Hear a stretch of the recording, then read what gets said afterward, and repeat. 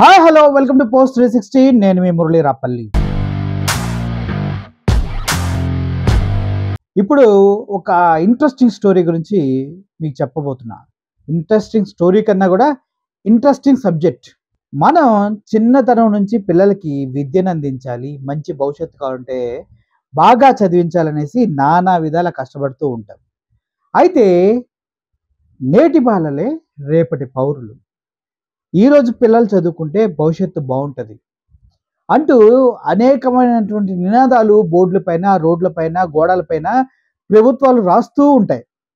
అది చూసినప్పుడు మనకి అనిపిస్తుంది నిజమే, ఇది కరెక్ట్, ఇది కరెక్ట్ అనిపిస్తుంది.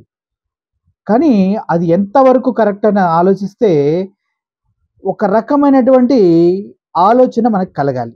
ఎందుకంటే ఇప్పుడున్న సమాజంలో పిల్లల్ని ఎలా పెంచుతున్నారు తల్లిదండ్రులు? ఖరీదైన స్కూళ్ళలో చదివిస్తున్నారా? గవర్నమెంట్ స్కూల్లో చదివిస్తున్నారా? లేదంటే డబ్బు ఆశతో వాళ్ళని ఆట బొమ్మలుగా చేసి ఆడుకుంటున్నారా? అయితే యథా రాజా తదా ప్రజ అన్నట్టు దేశం పాలించేటటువంటి రాజు ఏ విధంగా అయితే ఉంటాడో ఆయన మాట్లాడే భావజాలాలు ప్రజల్లోకి అలా వెళ్తాయి.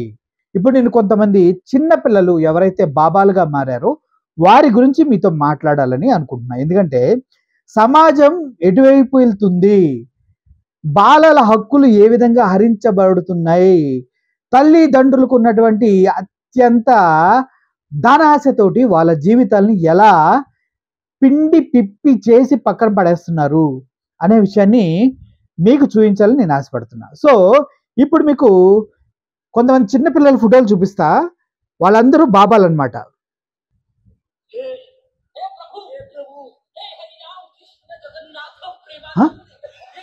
ఎవరైనా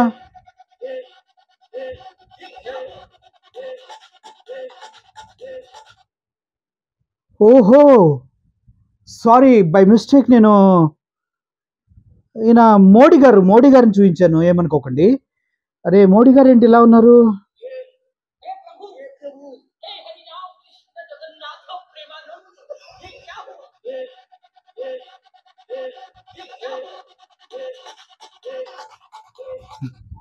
అయ్యో, మోడీ గారు ఏదో పూజలో ఉన్నట్టున్నారు, నేను డిస్టర్బ్ చేసినట్టున్నా. సారీ సార్ మోడీ గారు, క్షమించండి. ఎందుకంటే మీరు మంచి పూజలో ఉన్నట్లున్నారు, దేవుణ్ణి ప్రార్థిస్తూ ఉన్నట్టున్నారు. నాకు తెలుసు మీరు ఎంత గొప్పవారు అనేది, మీకు దేవుడు అంటే ఎంత నమ్మకమో కూడా తెలుసు.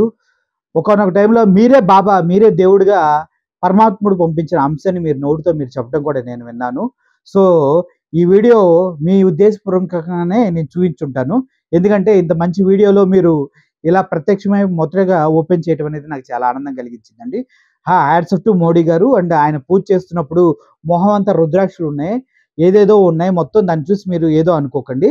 అది పూజలో భాగంగా మోడీ గారు ధరించినటువంటి ఒక ఆకారం అనమాట. ఓకే, సో ఈయన మన దేశ ప్రధాని గారు మోడీ గారు హిందుత్వ భావజాలాన్ని ప్రజల్లోకి బలంగా తీసుకెళ్లేటటువంటి ఒక వ్యక్తి. ఆయన అనుచరుడే, ఆయన శిష్యుడే మన ద గ్రేట్ పవన్ కళ్యాణ్ గారు. ఆయన కూడా ఈ మధ్య సనాతని రూపం ఎత్తి ప్రజల్లోకి వెళ్తూ ఉన్నాడు. ఇప్పుడు వేరే వేరే దేశాలకి, వేరే వేరే స్టేట్లకి వెళ్ళి అక్కడ కూడా సనాతన ధర్మాన్ని ఆయన ప్రవచిస్తూ ఉన్నందుకు నేను చాలా హ్యాపీగా ఉన్నాను. అయితే మనకి ఇండియాలో బాబాలకైతే ఏ కొదువ లేదు. కొంతమంది బాబాలు నోట్లలోంచి లింగాలు తీస్తే, కొంతమంది బాబాలు ముక్కుల్లోంచి విభూతులు తీస్తారు, నెత్తులోంచి పేర్లను కూడా తీస్తారు, కాళ్ళలోంచి వజ్రాలను కూడా తీయగలుగుతారు. ఈ బాబాలు మామూలు కాదు. మన కళ్ళ ముందే కనికట్టు మన కళ్ళ ముందే అద్భుతాలు చేయగలిగినటువంటి అత్యంత దరిద్రమైనటువంటి మాయా నిపుణులు. వాళ్ళందరూ చాలా మంది మీకు తెలుసు. అందులో చాలా మంది అంతరించిపోయారు, బాబాలు చనిపోయారు. బట్ ఇప్పుడున్న బాల్యాన్ని ఎలా పాడు చేస్తున్నారు, బాలుల్ని ఎలా పాడు చేస్తున్నారంటే మీకు ఇప్పుడు ఒక కుర్రోడు ఫోటో చూపిస్తా. మీకు చూస్తే చాలా హ్యాపీగా ఉంటారు. మీరు చూడండి, ఈ బాబు, ఇతని ఏజీ దగ్గర దగ్గర 15 సంవత్సరాల లోపే ఉంటుంది. ఈయన ఒక బాబా, తల్లిదండ్రులు ధనాశకు బలైపోతున్నటువంటి ఇతను ఒక బాబా. ఇతనికి మినిమం నాలెడ్జ్ కూడా ఉండదు. భగవద్గీత గురించి కానీ, వేరే దాని గురించి కానీ ఇదేటువంటి నాలెడ్జ్ ఉండదు. కానీ పెద్ద పెద్ద వాళ్ళు వచ్చి ఈయన కాళ్ళ మీద పడి నమస్కారాలు తీసుకొని వెళ్ళిపోతూ ఉంటారన్నమాట. అటువంటి గొప్పవారు ఇదిగో ఈయన ఆ గురువు గారు మనకి. ఈయనే ఆ బాబా. అర్థమవుతుంది కదా! ఈ బాబా.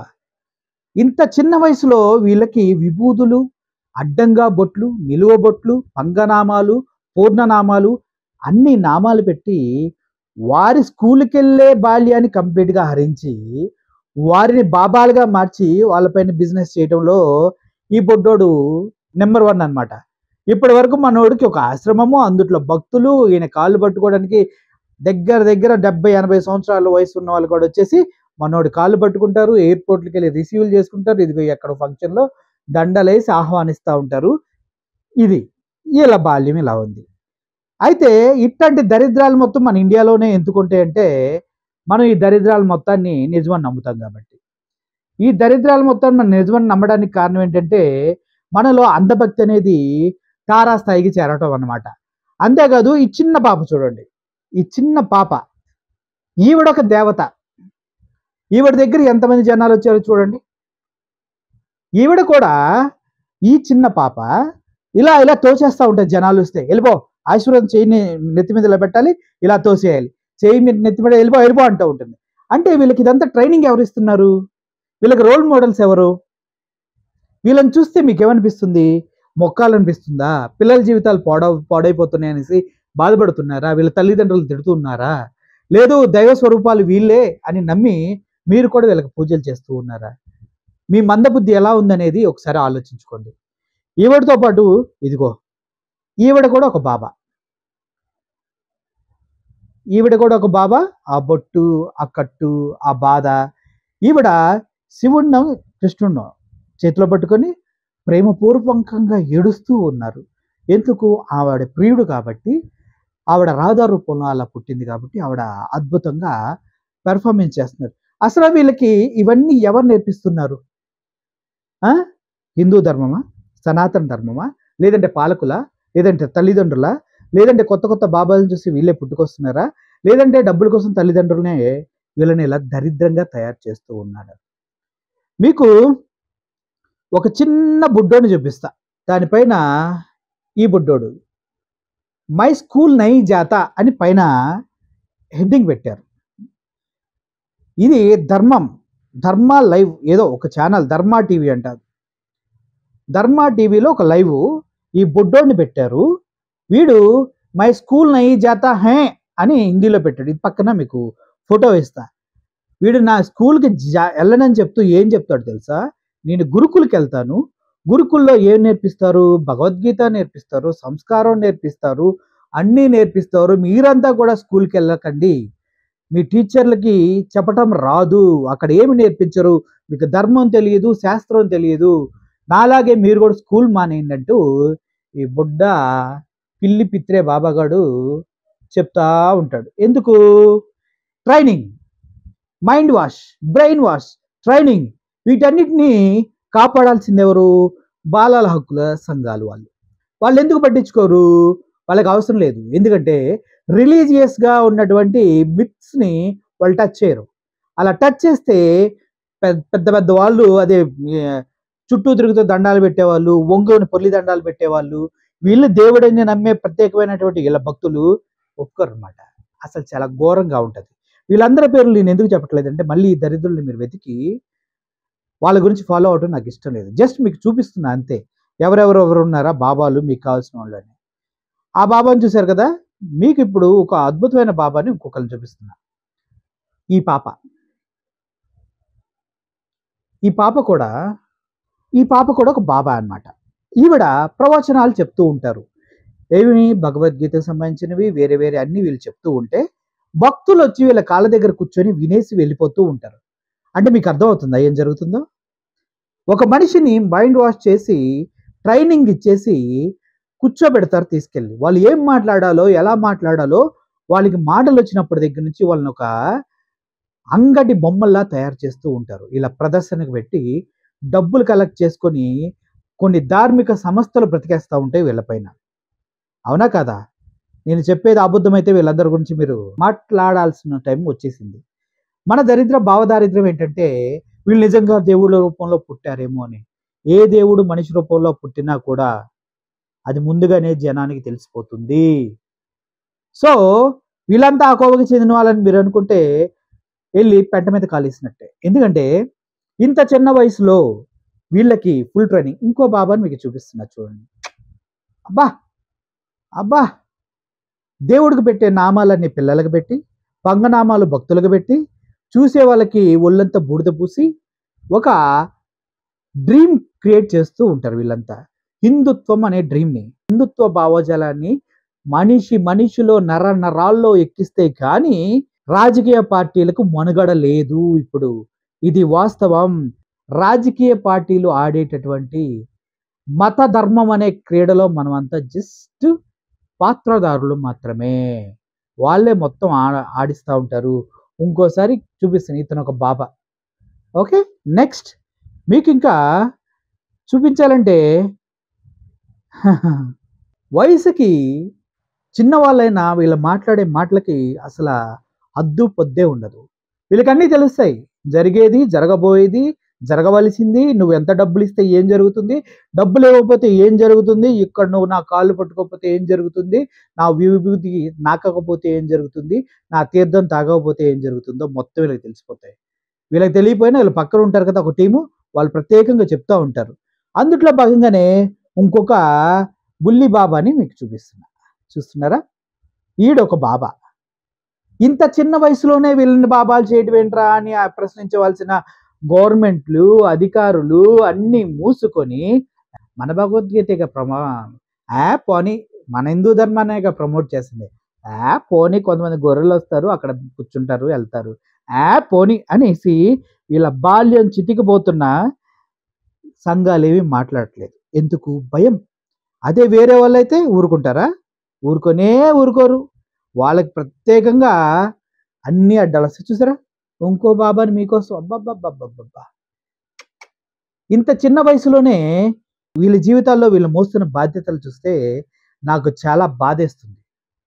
చదువుకోవాల్సిన వయసులో, ఆడుకోవాల్సిన వయసులో, అమ్మా నాన్నల పక్క నుండి మంచిగా మాట్లాడుకోవాల్సిన వయసులో, స్నేహితులతో సమాజాన్ని, ప్రపంచాన్ని ఎక్స్ప్లోర్ చేయాల్సిన వయసులో, జ్ఞానాన్ని పొందాల్సిన వయసులో వీళ్ళంతా వయసు మళ్ళిన 70 సంవత్సరాలు వాళ్ళు చేసేటటువంటి క్రియలోకి తోసివేయబడ్డారు బలవంతంగా. ఇది తల్లిదండ్రులకున్న అత్యాస మూలంగా మాత్రమే జరిగింది.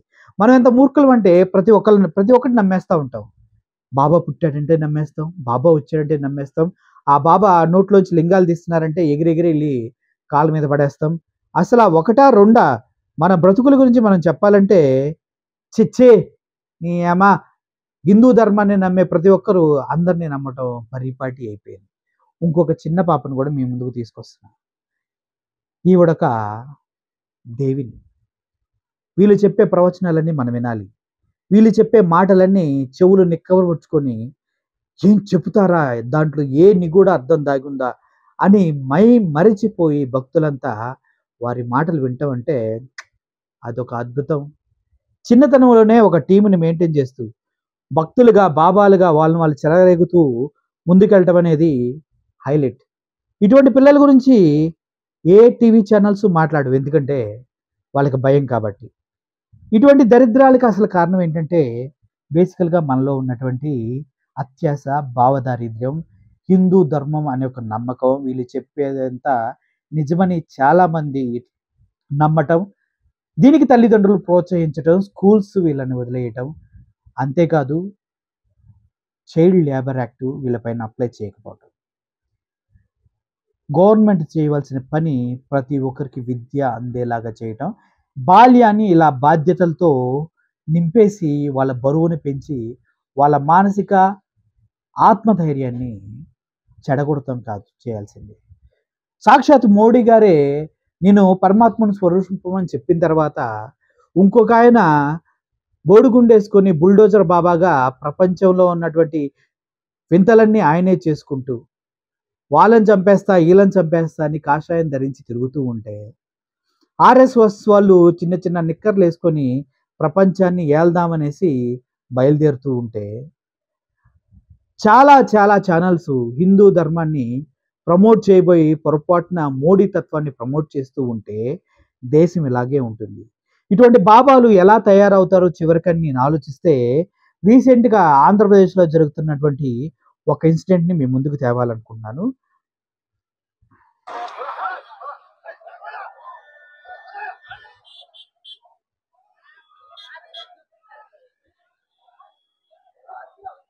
ఆవిడెవరో మీరు చేశారు కదా, అఘోరి మాత సంథింగ్ ఎవరి గురించి ఏదో చెప్తూ ఉంటారు. ఈవిడ బట్టలు లేకుండా ఆంధ్రప్రదేశ్ మొత్తం విభూతి పూసుకొని తిరుగుతూ ఉంటుంది. ఏమంటే నేను అఘోరా అని చెప్తూ ఉంటుంది. అఘోరా కాదో నాకు తెలియదు, కానీ మతి స్థిమితం లేని ఒక దుర్మార్గురాలని మాత్రం నేను చెప్తా. ఆడవారికి అత్యంత పవిత్రమైనటువంటి శీలాన్ని, దేహాన్ని విచ్చలవిడిగా బజారుకు వదిలేసి రోడ్ల మీద పడి నగ్నత్వాన్ని ప్రదర్శించుకుంటూ తిరుగుతూ ఉన్న ఇటువంటి వాళ్ళని సమాజం నుంచి వెలివేయకుండా, అరెస్ట్ చేసి జైల్లో పెట్టకుండా మనం ఎందుకు వదిలేస్తున్నాము? పోలీసులకు ధైర్యం లేదా? లేదంటే ఆవిడ అఘోరి అంటే అందరు బట్టలు ఇప్పుకొని తిరుగుతుంటే అలా చూస్తూ ఉండాలా? లేదంటే ఆవిడ చేసే ఫ్రీ షో అందరికి నచ్చి ఎంజాయ్ చేస్తూ ఉన్నారా అనేది నాకు ఇప్పటికీ అర్థం కావట్లేదు. నేను ప్రతిసారి ఈవిడ గురించి విన్నప్పుడు నేను ఆత్మాహుతి చేసుకుంటాను, నేను సజీవ సమాధి అవుతాను అనేసి మాటలు మాత్రమే వింటున్నా. కానీ ఇప్పటివరకు ఎందుకు చేసుకోవట్లేదో నాకు అర్థం కావట్లేదు. ఇటువంటి వాళ్ళు సమాజంలో ఉండటం వల్ల సమాజానికి అన్యాయమే జరుగుతుంది, కానీ ఎట్టి పరిస్థితుల్లో న్యాయం అయితే జరగదు. అత్యంత పవిత్రమైనటువంటి భారతదేశ సంస్కృతిని మూఢత్వంలో తోసేయడానికి పుట్టుతున్నటువంటి బాబాలే వీళ్ళంతా. వీళ్ళందరితో పాటు ఇంకొక అద్భుతమైన వ్యక్తిని చూపిస్తాను మీకు, ఆ తర్వాత మీ ఇష్టం. ఇతను ఒక వ్యక్తి, డిజేబుల్డ్, అండ్ ఇతని కుర్చీ బాబా అంటూ ఉంటారు. కుర్చీ బాబా అంటే ఏంటంటే ఈయన ఇతని ఫ్యాన్ బాబా అంటూ ఉంటారు. సారీ, ఈయన డిజేబుల్డ్, ఈయన ఫ్యాన్ బాబా అంటూ ఉంటారు. ఈయన చేసేది ఏంటంటే ఈయనంతటా ఈయన ఫ్యాన్ అందుకోలేడు, 10 మంది కలిసి చైర్ మీద ఎత్తి ఈయన ఫ్యాన్ దగ్గరికి తీసుకెళ్ళాలి.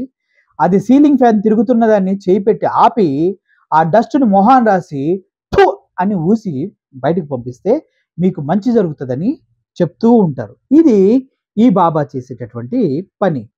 ఇటువంటి వారిని అందరినీ మనం వెనకేసుకొని వచ్చి దేశాన్ని ఎటు తీసుకెళ్దాం అనుకుంటున్నాం? హిందుత్వంలో, మతతత్వంలో, సనాతన ధర్మంలో నడిపించాలి అని మనం అనుకుంటున్నాం. కానీ అది సాధ్యమా? నేనైతే దీనికి పూర్తిగా వ్యతిరేకి. ఇంత వీడియో చూపించి షో వేసిన తర్వాత మీలో చాలామంది వీడికేం తెలుసు బొక్క అని అనుకునేవారు ఉంటారు. అరే పిల్లలు ఏంట్రా నాయన ఇలా తయారని బాధపడే వాళ్ళు ఉంటారు. కొంతమంది అయితే దేశం గురించి ఏంటి అని బాధపడే వాళ్ళు ఉంటారు. నాకు వీళ్ళందరి గురించి పెద్ద బాధ లేదు, కానీ ఆ పిల్లల గురించే నేను ఆలోచిస్తూ ఉన్నా. వారిని చూసి ఇంకెంతమంది తయారవుతారు? ఇప్పుడు చూస్తున్న అఘోరీలాగా ఇంకెంతమంది తయారవుతారు? ఎంతవరకు హిందూ ధర్మాన్ని పిల్లల భుజాన వేసి మోయమని హింసిస్తూ ఉంటారు? ఈ తప్పెవరిది? తల్లిదండ్రులదా? రాజకీయ నాయకులదా?